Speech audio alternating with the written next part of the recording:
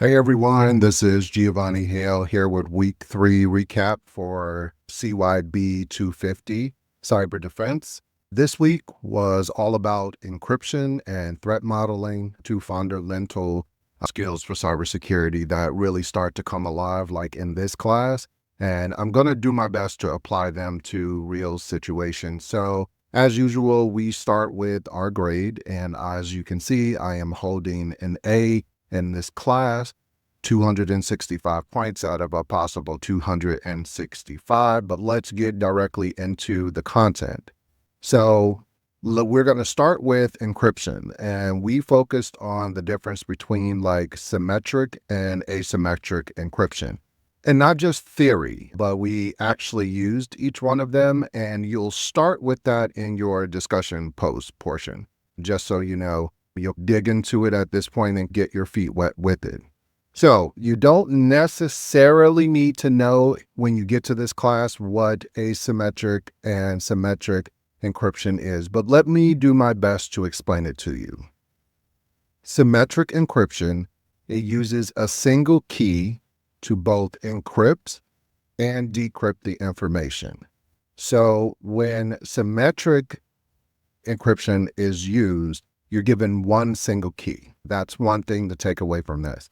It's fast and it's efficient, and it works well with both parties already sharing the key. So the way that I think about symmetric encryption and remember it is if I gave you one key that both locks and opens a door. So that would be me and you. And so that's the way I thought about it, or that's the way I memorize it. Now, asymmetric encryption, it uses two keys, a public key and a private key. It is slower, but it is more secure for things like secure emails, like digital signatures and online transactions. You'll often see it in action in like SSL encryptions or PGP encryptions. The point wasn't to memorize all of these, like the asymmetric and the symmetric. So it's not for you to memorize it. The point was we're not, I think the word was cryptographers. Cryptographers. I could not get that word memorized, but we do need to understand the strengths and the weaknesses of both of them, especially as practitioners, and understanding that each type so that you can really apply it when you're looking at, hey, I'm trying to send something. Do I want to send it symmetrically encrypted or asymmetric encryption? Now, then we took the foundations and started applying them to like threat modeling and real world. And where that happens is in your next portion. So you're going to go through and do a journal, and you do a journal through this class each week. And I believe you start in like week 2 doing journaling. So we took those foundations and we started applying them. And so in this case, when I did mine, the feedback that I received from the instructor was really positive, but just going through, let me tell you what you needed to do and what you should focus in on this one for. So you're going to take and you have to look back at what was submitted in like an announcement. So you're not going to find it here inside of the rubric, just so you know.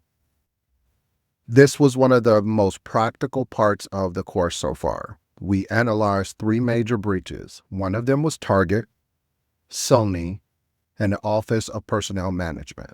And we broke them down using a structured threat model. We looked at the threat actors, we looked at their objectives, the vulnerabilities that they exploited, and how the CIA triad, confidentiality, integrity, and availability was impacted.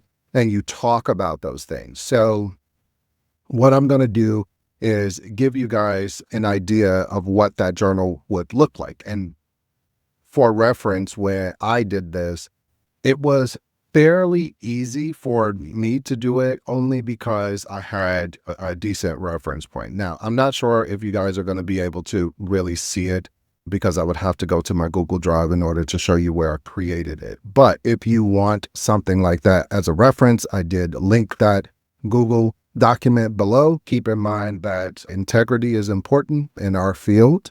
And with that being said, any document that's submitted does get encrypted. And so the school will know if you decide to try to submit my work as your own. I have had that happen before by giving these types of updates in classes. People have tried to turn in my work. You can no longer do that.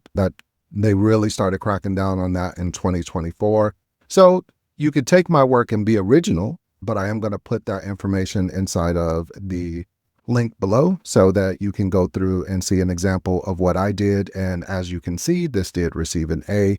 So that might be something useful for you if you're looking in how to get started in this. Next, we talked about MITRE attacks and the framework. Now, I'm going to tell you, as someone who did not do very well in this, I did get the full grade on this, but I'm going to tell you, MITRE attacks for me so far are not sticking in what they are. And if you have some way of kind of understanding, it's an attack framework, and it seems so detached from the rest of the classes. I know it's a fundamental portion of cybersecurity, and I understand that why we need to do it. I just am struggling, definitely struggling with understanding it and having it stick. So we worked on the MITRE attack framework.